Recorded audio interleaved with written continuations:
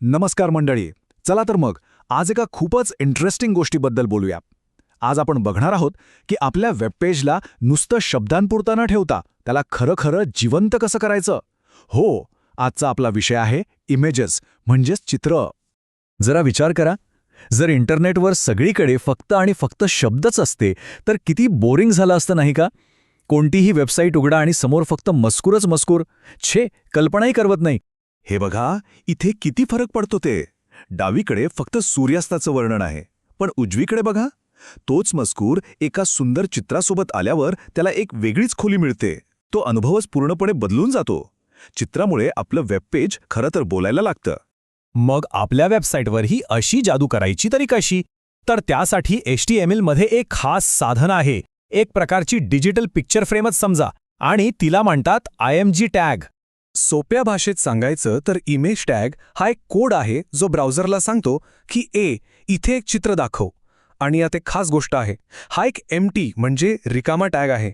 याचा अर्थ काय ते आपण पुढे बघूच, पण लक्षात ठेवा, हा बाकीच्या टॅग्सपेक्षा थोडा वेगळा आहे. आता हे सगळं ऐकून कदाचित टेक्निकल वाटू शकतं, पण विश्वास ठेवा, हे खूप सोपं आहे. हे समजून घेण्यासाठी आपण एक मस्त एकदम सोपी उपमा वापरणार आहोत. चला एक कल्पना करूया. आपलं जे वेबपेज आहे ना, ती समजा आपल्या घरातली एक मोठी रिकामी भिंत आहे, एकदम कोरी. आणि त्या भिंतीवर आपल्याला एक सुंदरसं पेंटिंग लावायचंय. बस, टॅग वापरणं म्हणजे दुसरं तिसरं काही नसून त्या भिंतीवर ते पेंटिंग टांगण्यासारखंच आहे. आता फक्त पेंटिंग लावायचं ठरवून भागत नाही, बरोबर? आपल्याला ब्राउझरला काही गोष्टी सांगाव्या लागतात. म्हणजे ते पेंटिंग ठेवलंय कुठे आणि ते पेंटिंग आहे तरी कशाचं हे सांगावं लागतं. हे काम फक्त 2 सोप्या पायऱ्यांमध्ये होतं. पहिली पायरी चित्राचा पत्ता सांगणे आणि दुसरी पायरी त्या चित्राचं थोडक्यात वर्णन करणे. झालं. तर आपल्या कोडमध्ये हे कसं दिसतं बघा. पहिला आहे SRC म्हणजे सोर्स. हा ॲट्रिब्यूट म्हणजे आपल्या पेंटिंगचा पत्ता. तो ब्राउझरला सांगतो की चित्र नक्की कुठून आणायचंय. आणि दुसरा आहे ऑल्ट म्हणजे ऑल्टरनेट टेक्स्ट. हा ॲट्रिब्यूट म्हणजे समजा त्या पेंटिंगच्या बाजूला लावलेली एक छोटी माहितीची पाटी, जी सांगते की चित्र कशाचं आहे. हे तेव्हा खूप उपयोगी पडतं जेव्हा काही कारणाने चित्र दिसत नाही किंवा जे लोक स्क्रीन रीडर वापरतात त्यांच्यासाठी हे वर्णन खूप महत्त्वाचं असतं. आणि अशा प्रकारे आपला पूर्ण कोड तयार होतो. इमेज लिहून आपण फ्रेम घेतली, SRC मध्ये चित्राचा पत्ता दिला आणि अल्टमध्ये त्याचं वर्णन केलं. किती सरळ आणि सोपं आहे. आता आपण एका अत्यंत महत्त्वाच्या आणि गमतीशीर भागाकडे आलो आहोत. इमेज टॅगच्या रचनेबद्दल एक छोटीशी पण महत्त्वाची गोष्ट आहे. आत्तापर्यंतच्या माहितीनंतर एक प्रश्न मनात आला असेल की ठीक आहे, पण याचा क्लोजिंग टॅग कुठे आहे? म्हणजे आपण P लिहिल्यावर P लिहितो, H1 साठी H1 लिहितो. मग IMGचा क्लोजिंग टॅग IMGT कुठे गेला? आणि याचं उत्तर आहे, त्याला क्लोजिंग टॅगची गरजच नाही. हो, इमेज टॅग हा सेल्फ क्लोजिंग आहे.